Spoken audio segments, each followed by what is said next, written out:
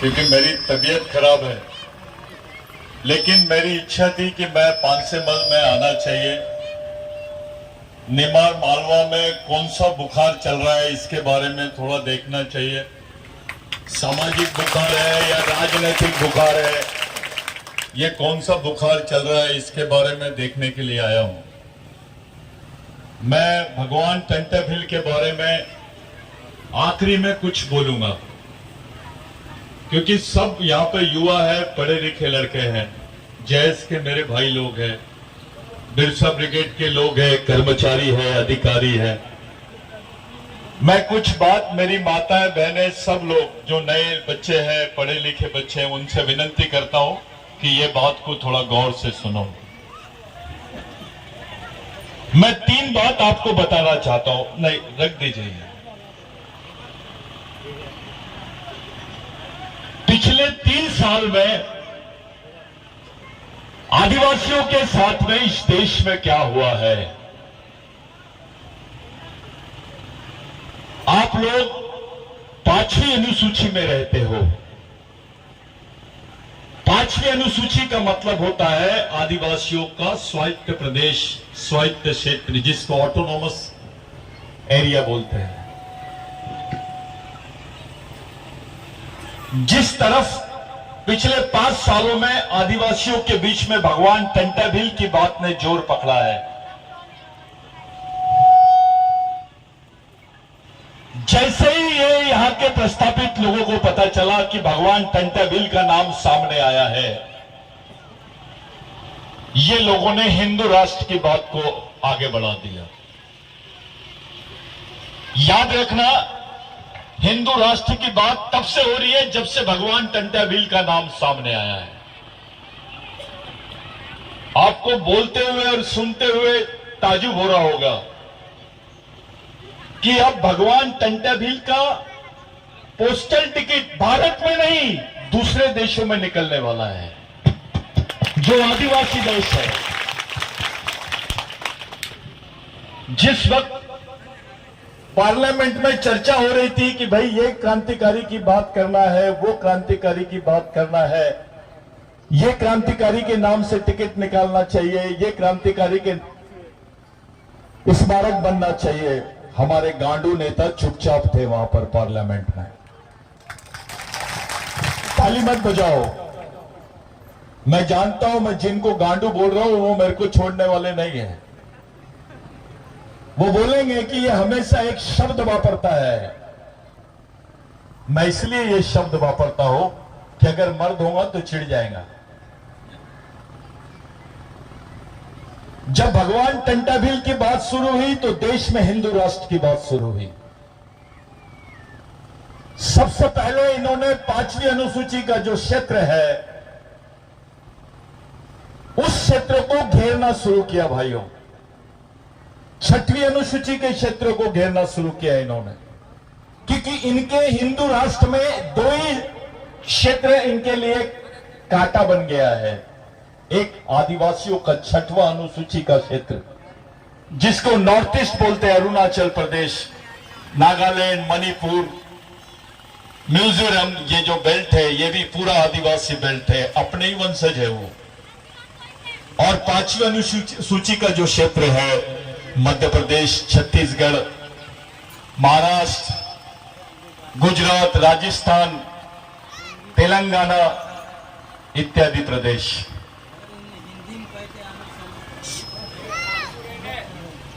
तो ये 2 क्षेत्र हैं जिनको इस देश से कोई हटा नहीं सकता। इस देश में इन क्षेत्रों के लिए ऐसा प्रावधान है कि संसद में भी अगर इन्होंने कोई संशोधन किया, अमेंडमेंट किया, तो भी इन क्षेत्रों में ये हस्तक्षेप नहीं कर सकते हैं। ये भारतीय संविधान में उल्लेखित है।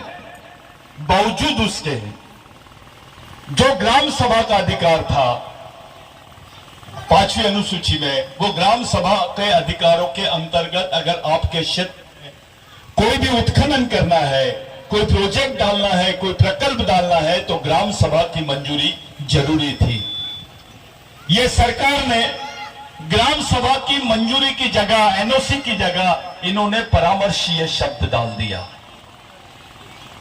उसके बाद इन्होंने केरल से लेकर नॉर्थ ईस्ट तक, नागालैंड तक पूरी जमीन 2740 शेरों के लिए रिजर्व कर दी। ये करीब करीब 6 लाख हेक्टेयर जमीन है, 6 लाख हेक्टेयर जमीन, जिस पर कम से कम 2 करोड़ आदिवासी लोग हमेशा हमेशा के लिए विस्थापित हो जाएंगे। ये बिल भी इन्होंने पास कर लिया। ये बिल भी इन्होंने पास कर लिया। उसके बाद जब हम लोग मणिपुर के लिए चिल्ला रहे थे, मणिपुर पर चर्चा कर रहे थे, मणिपुर पर आंदोलन कर रहे थे, ये लोगों ने, आपको मालूम है मणिपुर पर क्यों आंदोलन कर रहे थे? क्योंकि हमारी आदिवासी मां बहनों को नंगा घुमाया गया था।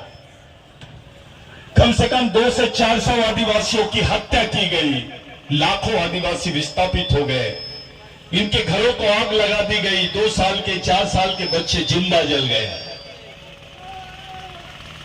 जिंदा जलने के बाद ये रिकॉर्ड पे भी नहीं लिए इन्होंने, ये बातें रिकॉर्ड पर भी नहीं आई। और पूरे देश के आदिवासी लोग कि भाई आदिवासी लड़कियों को नंगा घुमाया गया है, महिलाओं को नंगा घुमाया गया, इसके विरोध में पूरे देश में आदिवासी समाज ने आंदोलन किया। पूरे देश में आदिवासी लोग इसके खिलाफ में खुलेआम आंदोलन कर रहे थे। हमारे कोई नेता है, बुलाओ भैया, सबको अंदर बुला लो, अपने जो गेस्ट है उन लोगों को बुलाओ, इनका भी जोरदार तालियों से स्वागत करो भैया लोगों का। आइए आइए। हमारे बीच में मोंटू सोलंकी दादा और डॉक्टर राजू पटेल और पूरी टीम हमारे बीच में उपस्थित, उनका हम तहे दिल से स्वागत अभिनंदन करें साथियों। ठीक है, तो ये बात बड़ी गंभीर है, बहुत बढ़िया, जहां जगह है वहीं बैठ जाओ। तो हम लोग पूरे देश में इसके खिलाफ में आंदोलन कर रहे थे और उसी दरमियान आरएसएस के लोगों ने, मोदी जी ने, भारतीय जनता पार्टी ने पार्लियामेंट में एक बिल लाई जिसको बोलते हैं फॉरेस्ट कंजर्वेशन एक्ट 2023, वन सुरक्षा अधिनियम 2023, जिसके तहत जो जमीन तुमको वन अधिकार के तहत मिलने वाली थी, जो जमीन आदिवासियों के परंपरागत अधिकारों की जमीन थी, उसको इन्होंने निजी क्षेत्रों को 60 साल की लीज के लिए दे दिया है। वन जमीनों पर जितने आदिवासी क्षेत्र आते हैं, उन आदिवासी क्षेत्रों में ये लोगों पुलिस स्टेशन के बजाय मिलिट्री के कैंप लगाने की घोषणा कर दी है। आप लोग नेट पे जाओ, 2023 फॉरेस्ट कंजर्वेशन एक्ट निकालो और पढ़ो कि तुम्हारी जिंदगी के साथ, तुम्हारे समाज के साथ क्या हुआ है। तुम्हारे क्षेत्रों में इन्होंने मिलिट्री लगा दी है। अब तुम्हारे क्षेत्रों में पुलिस स्टेशन नहीं रहेंगे, आदिवासियों के क्षेत्र में मिलिट्री रहेगी। पुलिस स्टेशन में आप कंप्लेंट लिखाते हो, एफआईआर कटता है, इसको कानून का राज बोलते हैं। लेकिन मिलिट्री में कोई एफआईआर नहीं होता, सेना के पास कोई एफआईआर नहीं होता, वो सीधा मारने का काम करते हैं। और जितने आदिवासी क्षेत्र है वहां पर अब मिलिट्री लगाई जाएंगी। अगर तुम कोई भी आंदोलन करोगे तो तुमको गोलियों से भूना जाएगा, तुमको देशविद्रोही बोला, तुमको नक्सलवादी बोला जाएगा, तुमको अलगाववादी बोला जाएगा।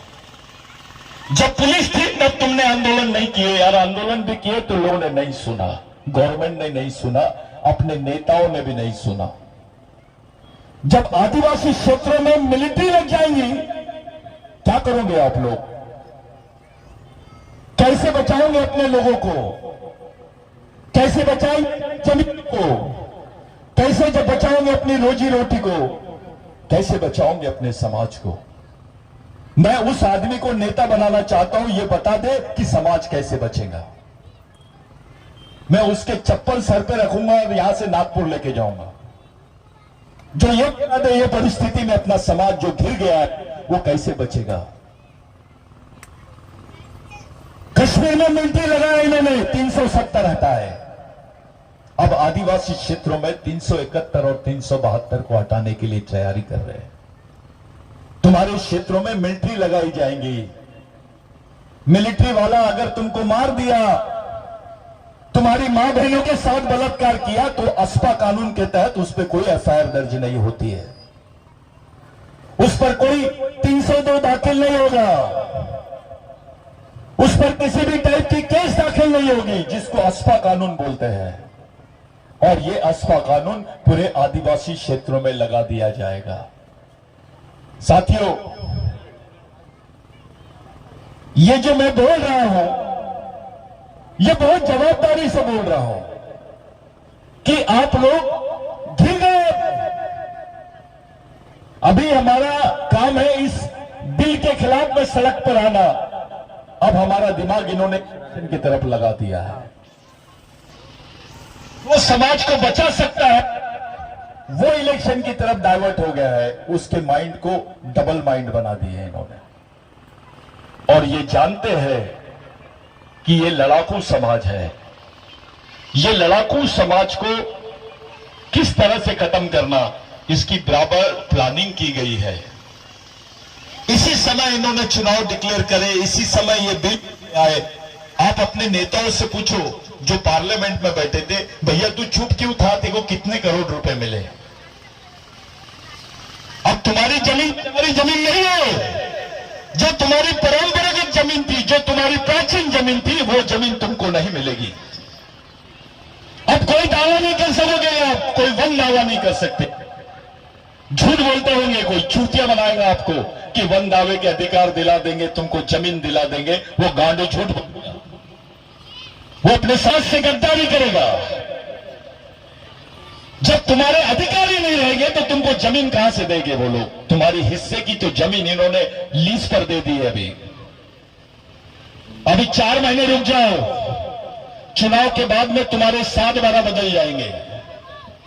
वो पटेल रहेगा, वो विधायक रहेगा, वो कितना भी बड़ा आदमी रहेगा, उसके 7-12 पे लिख के आएगा कि उसकी जमीन लीज पे चले गई है। वो जो फॉरेस्ट की आधी जमीन जिस पर वन हक अधिकार तुम दावा कर सकते थे, वो जमीन तुमको नहीं मिलेगी। यानी इस देश में आदिवासियों को भूमि अधिकार जो है वो पूरी तरह समाप्त हो गया है। अब आदिवासी की जो परिभाषा है वो बिगड़ जंगल और बिगड़ जमीन के नहीं हो सकती है। बिरसा मुंडा ने बोला था, जिसकी जमीन उसका देश। अब जमीन ही तुम्हारी नहीं रहेंगी तो तुम्हारा देश कैसे रहेगा, ये बताओ। हिंदू राष्ट्र का मतलब होता है आदिवासी मुक्त भारत, बगैर आदिवासियों के भारत। और उसकी खुलेआम घोषणा कर रहे हैं हमारे ही जमीन पर। हमारे ही लोग उनकी थैली पकड़ के घूम रहे हैं, हमारे ही लोग उनका झंडा पकड़ के घूम रहे हैं। आपका ही भाई आपके दुश्मन की सेना का सेनापति है। किससे लड़ोगे तुम? कैसे लड़ोगे तुम? एक तरफ मिलिट्री लगी रहेगी, दूसरी तरफ कानून। अगर आप जमीन का भी आंदोलन छेड़ोगे तो ये लोग आपको भून डालेंगे गोलियों से। जो कश्मीर में हुआ अब वो आदिवासी क्षेत्रों में होगा। कैसे बचाएंगे बताइए? क्या करोगे आप? क्या रास्ता है? चलो उसको नेता बना देते हैं जो समाज को बचाने का रास्ता बता दे। मैं तो जिस दिन से भी उस दिन से मैं सोच ही नहीं पा रहा हूं कि क्या किया जाए, कैसे किया जाए, कौन सी पार्टी के पास जाया जाए। अरे कांग्रेस का भी राज्यसभा में बहुमत था विपक्षी पार्टियों का, इन्होंने बहिर्गमन कर दिया और इधर 20 मिनट में 7 बिल पास हो गए। इसका मतलब कहीं ना कहीं कांग्रेस का भी हाथ होगा इसमें। किस पे भरोसा करेंगे हम? कौन सी पार्टी पर भरोसा करोगे तुम? कौन से लोगों पर भरोसा करोगे तुम? जो तुम्हारी जिंदगी का सवाल है। इलेक्शन तो चिल्लर बात है। हिजड़ा भी लड़ता है इलेक्शन में, वो भी जीत के आता है। यहां समाज की बात है, समाज को कैसे बचाएंगे इस पे बात होनी चाहिए। रास्ता बनाया जाए, कोई लड़क रास्ता बनाया जाए, अपनी आने वाली पीढ़ी को बचाने का रास्ता बनाया तो बात है। जब हम ऐसा सोचते हैं तो हमसे भी ज्यादा विपरीत परिस्थिति में भगवान टंटा भील ने लड़ाई लड़ा है। कुछ लोग भगवान टंटा भील का फोटो भी लगाने से डरते थे पहले। जब मैं यहां इस क्षेत्र में काम शुरू किया तो मैंने देखा, मेरे साथ में दादा रहते थे, बहुत सारे हमारे लोग हैं, सब लोग रहते थे। जयस के साथी भी उस वक्त पूरे कैडेट्स को चलाते थे। तब मैंने देखा कि अपने अधिकारी लोग डरते थे, गांधी जी का लगा लेते थे, रामदेव बाबा का दिखता था, लेकिन भगवान टंटा भील का फोटो लगाने से डरते थे, क्योंकि हमारा ही आदमी बोलता था ये तो डकैत है, ये तो चोर है, ये तो डाकू है। अपने भगवान को डाकू बोलने वाले लोग अपने हैं, इनको मालूम भी नहीं। अबे जो जमीन तेरे पास है, तेरे बाप ने नहीं, तेरे दादा ने नहीं, उसको टंटा भील ने दिया है, किसी भगवान ने नहीं दिया है। न तो कोई नेता बोल दे, देश का प्रधानमंत्री बोल दे आदिवासियों को मैंने जमीन दिया है, कोई पार्टी का नेता बोल दे कि आदिवासियों को हमने जमीन दिया है। झूठ। ये जमीन आपके हिस्से में आई है टंटा भील की वजह से। वो टंटा भील जब उसको फांसी दे रहे थे तो उसकी बहन सामने खड़ी थी, उसके रिश्तेदार सामने खड़े थे, उनको पहचान नहीं पाया वो, क्योंकि उनको वो 22 साल के बाद देख रहा था। वो जो समाज के खातिर 22 साल तक अपने लोगों का, अपने परिवार का मुंह नहीं देखा, उस आदमी को हमारे समाज का आदमी डकैत बोलता है। अबे तुझको चोर बोलते थे, तुमको क्रिमिनल ट्राइबल बोलते थे, तुमको ये नौकरी अभी नहीं मिलती थी। बाबा साहब ने आरक्षण बाद में दिया, पहले तो तुम्हारे ऊपर जो सील सिक्का लगा हुआ था कि तुम्हारा बच्चा पैदा भी होगा, गोंड का बच्चा, भील का बच्चा, महादेव कोड़ी का बच्चा, क्यों कोरकू का बच्चा, किसी भी आदिवासी का बच्चा, तो उसको क्रिमिनल ट्राइब बोलते थे, गुनेगारी जमात। जो क्रिमिनल होता है उसको सरकारी नौकरियां नहीं मिलती है। ये बात रेंगा कुरकू ने, भगवान रेंगा कुरकू ने टंटा भगवान को बताया कि भगवान अपने लोग अब कभी नौकरियां नहीं पा सकते हैं, अब कोई सरकार में अपने लोगों को सरकारी महकमे में नौकरियां नहीं मिलेगी। तब भगवान टंटा भील ने बोला कि जाओ अंग्रेजों को बोल दो अगर टंटा भील को पकड़ना है तो आदिवासियों को पुलिस में भर्ती कर दो। खुद की गिरफ्तारी के लिए, खुद के समाज के हित के लिए अपने आप को गिरफ्तारी करने की बात करने वाला भगवान वो टंटा भील है।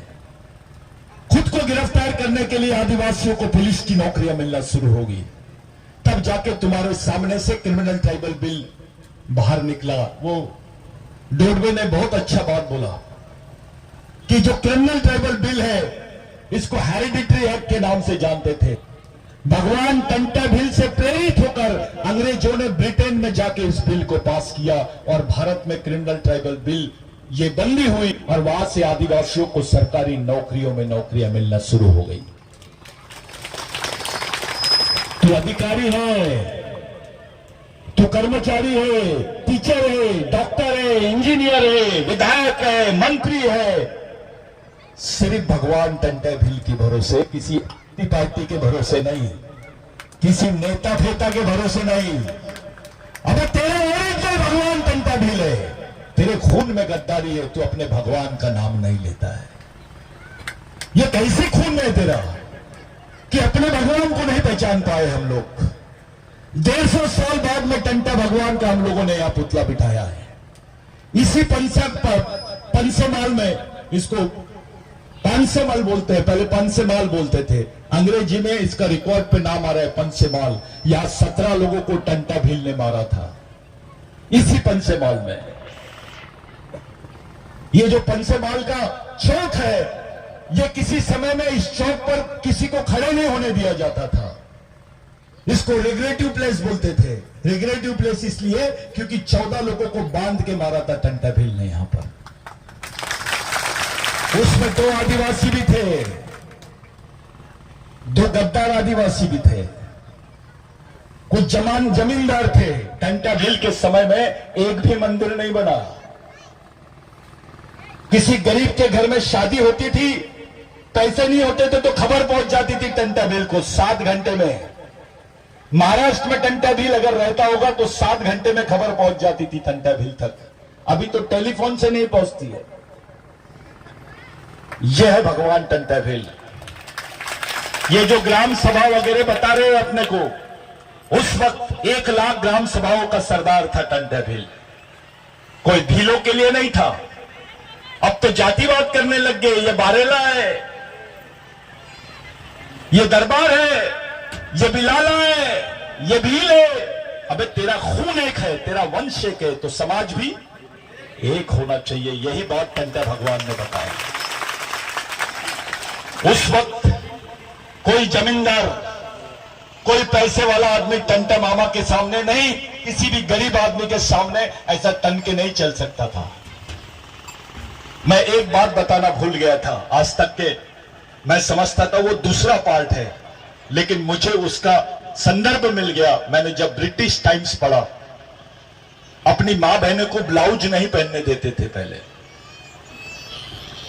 मैं जो बोल रहा हूं जवाबदारी के साथ बोल रहा हूं।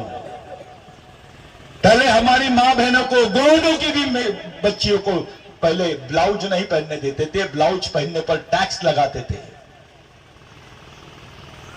टैक्स अंग्रेज नहीं लगाते थे, यहां के मनुवादी ब्राह्मण लोग लगाते थे, जमींदारी उच्च वर्णीय लोग लगाते थे। हमको ब्लाउज पहनने पर भी टैक्स लगता था। टंटा मामा ने एक ही दिन में 70 जमींदारों को एक ही दिन में मारा था। 70 लोगों को कान काट, एक ही दिन में। उसके रिकॉर्ड मिल गए अभी, और चिट्ठी लगाई थी, आज के बाद कोई महिला नंगे बदन नहीं रहेगी। तुमको कपड़े पहनाया, जिन लोगों ने तुम्हारे कपड़े उतारे उन लोगों को तुम पैर पड़ते हो, और जिसने तुमको कपड़े पहनाया उसकी फोटो भी लगाने से डरते हो घर में।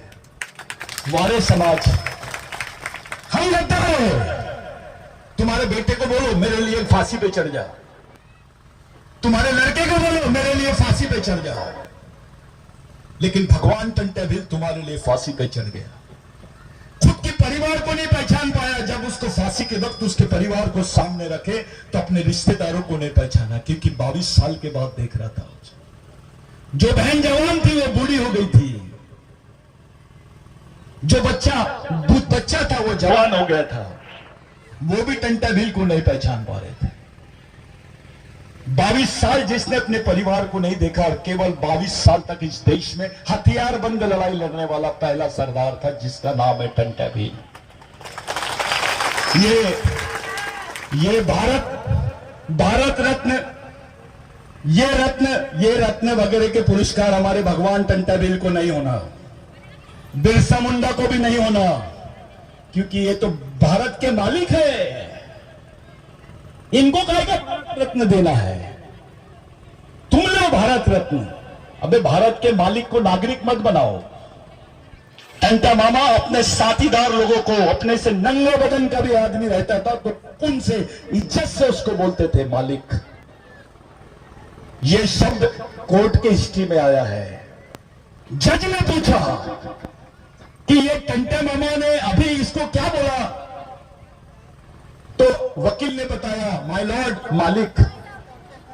तो अंग्रेजी में उन्होंने पूछा व्हाट डू मीन बाय मालिक, तो उसने बताया ओनर ऑफ द लैंड, इस जमीन का मालिक, इस देश का मालिक। ये भाषा टंटे मामा किया, गांधी जी ने तो बाद में किए।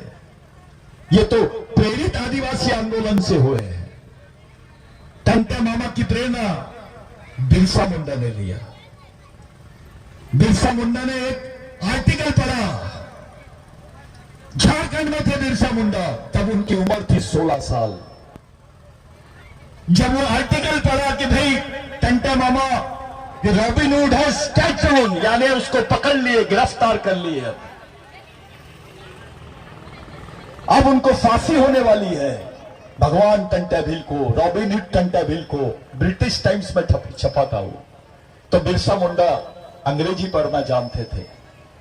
उन्होंने उस आर्टिकल को पढ़ा और बोला, भगवान आई प्रॉमिस, मैं तुमको प्रॉमिस करता हूं आपकी अधूरी लड़ाई मैं लड़ूंगा। ये बात छुपाई गई लोगों से।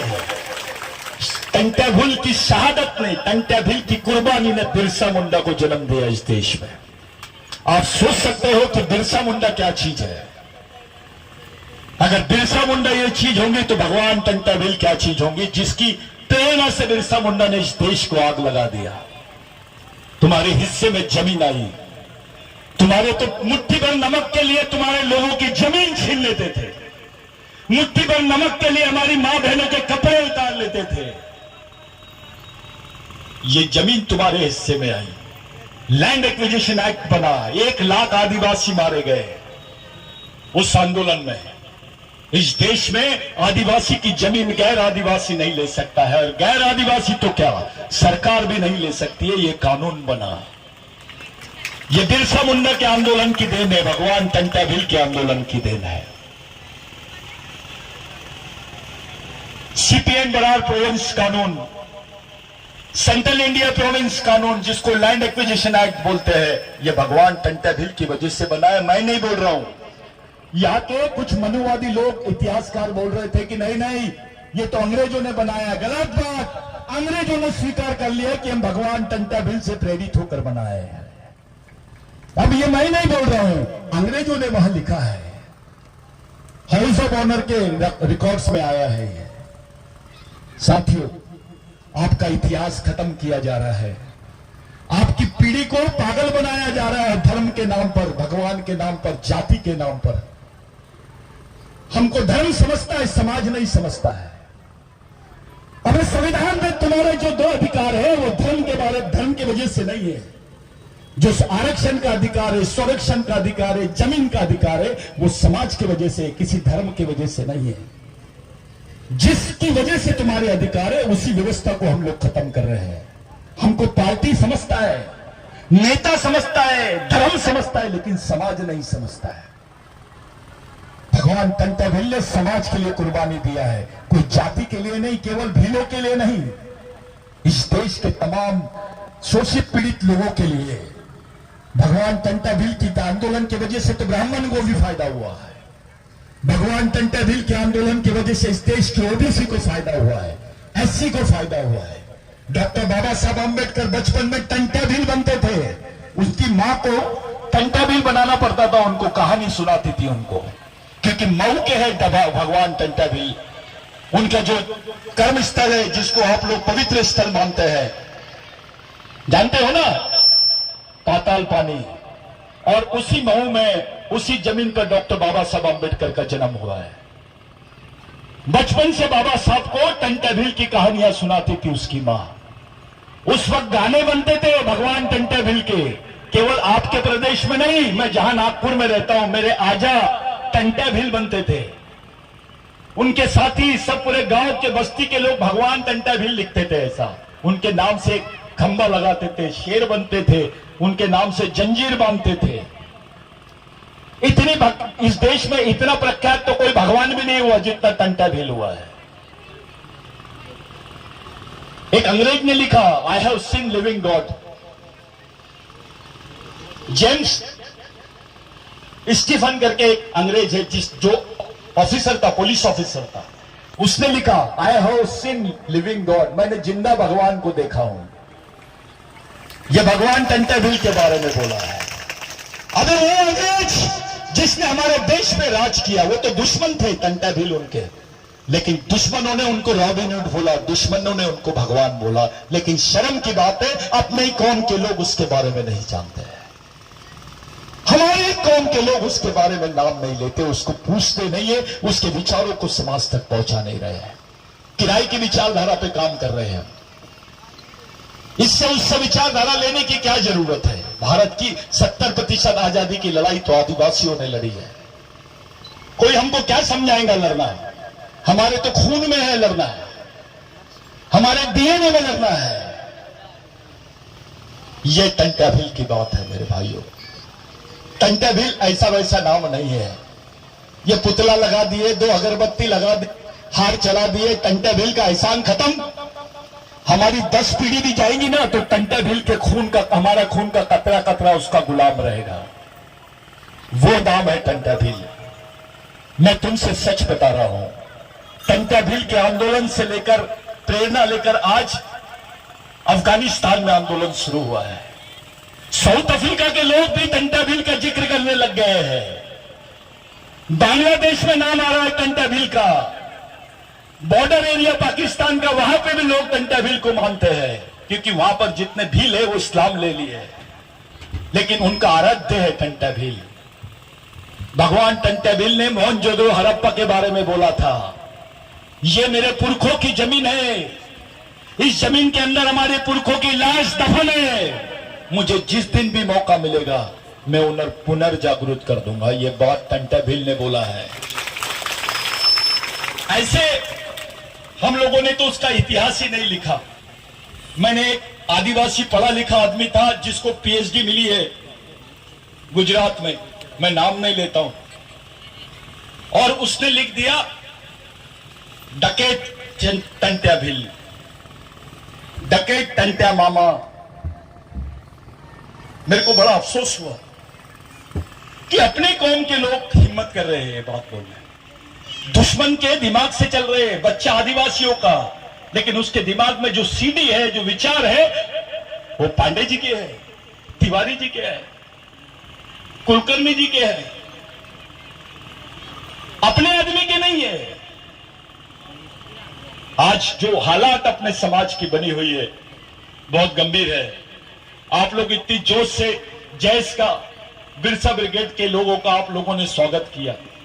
शायद ऐसा लगता है मेरे को, आपको ऐसी लग रही होंगी कि बहुत उम्मीद है सतीश दादा आया है कुछ तो भी करेगा। मैं हकीकत बता दे रहा हूं, मेरा दिमाग चलना बंद हो गया है जिस दिन से मुझे पता चला है कि आदिवासी क्षेत्रों में मिलिट्री लगाई जाएगी। क्या करेंगे ये जैस के लोग? कौन है इनके पीछे? कौन सा नेता है तुम्हारा जो इनको मदद कर सकेगा? कौन वाली है? तुम्हारे लोग जिंदगी कांग्रेस के पीछे घसते हैं और टिकटों के लिए करोड़ों रुपए दे रहे हैं।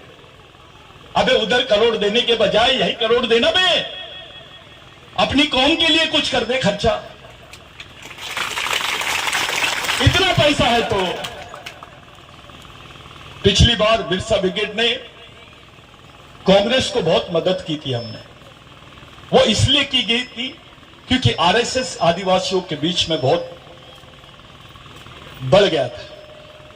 उस वक्त जैस का कार्यक्रम थोड़ा कम था लेकिन गर्म था, तो हमारे लड़कों को ये लोगों ने बेवकूफ बनाना शुरू कर दिया था। कुछ लोगों को ऐसा लगा, जो रहनुमाई करने लगे उनको लगा वो देश के नेता बन गए। थोड़ा कुछ हुआ कि उसको ऐसा लगता है मैं बहुत बड़ा नेता बन गया। अपने आंग में ही नेता आता है, टंटा भील नहीं आता है। हमको जल्दी समझ में आ जाता है पॉलिटिकल भाषा, सामाजिक भाषा नहीं समझती। उस वक्त सभी साथियों ने, सभी लड़कों ने, जैस के लड़कों ने, बिरसा ब्रिगेड के लोगों ने और भी संगठनों ने मिलकर कांग्रेस को मदद किया। सिर्फ और सिर्फ आदिवासियों की वजह से मध्य प्रदेश में गवर्नमेंट बनी कांग्रेस की। आज वही कांग्रेस आदिवासियों के प्रश्नों से पल्ला झाड़ रही है। कोई नेता सामने नहीं आ रहा है, ये नहीं बोल रहा है कि भैया जो बिल पास हुआ है पार्लियामेंट में उसको हम निरस्त कर देंगे। कोई बोल रहा नहीं है, कोई बात नहीं कर रहा। अपने नेता तो बोलते ही नहीं, वो तो मुक्के जानवर जैसे खड़े हैं वहां। आदिवासी का एक भी नेता मध्य प्रदेश में कांग्रेस का आपको टिकट दिला सकता है क्या? बताइए।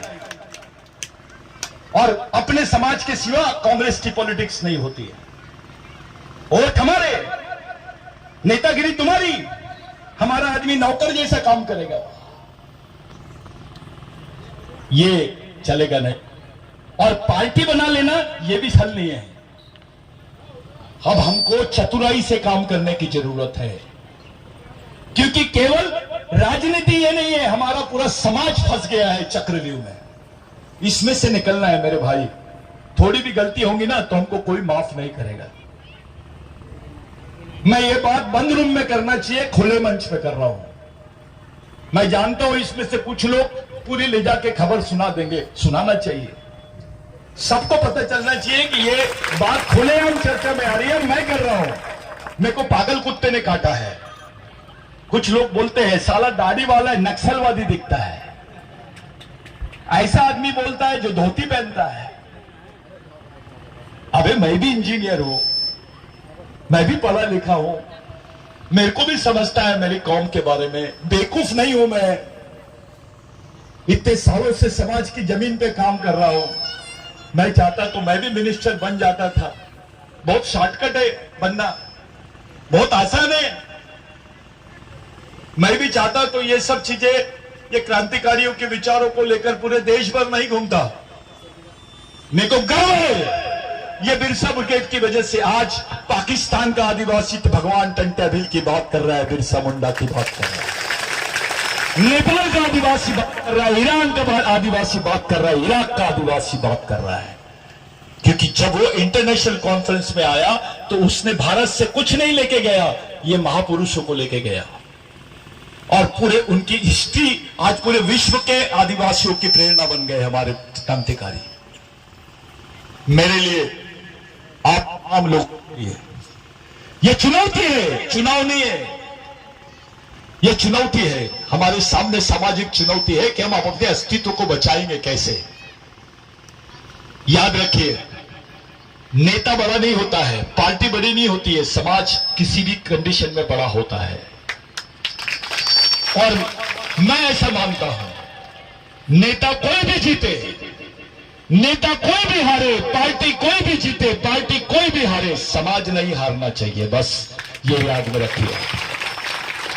आज के दिन जितने लोग यहां पर मौजूद हैं, सभी अपनी जगह एक सोच रखते हैं, अपना अपना एक नजरिया है उनका। कम ज्यादा तो सभी जगह होता है, लेकिन हो सकता है जो चीज मैं नहीं सोच पा रहा होगा वो चीज दिमाग में चल रही होगी। आपको सब लोगों से सीखना है। बच्चा भी बोलता है सीखना है, क्योंकि सीखने की उम्र कम नहीं होती। आदमी मरते रहता है तब भी सीखता है। आप लोगों से मेरी विनती है, आप केवल और केवल पहले समाज के बारे में सोचें। इतने युवक में मिलकर पानसेमल में एक जगह बैठ गए ना, तो पानसेमल के विधायक नहीं सांसद चुना के ला सकते आप। इतनी ताकत है तुम्हारे में, किसी आईटी पार्टी की जरूरत नहीं है।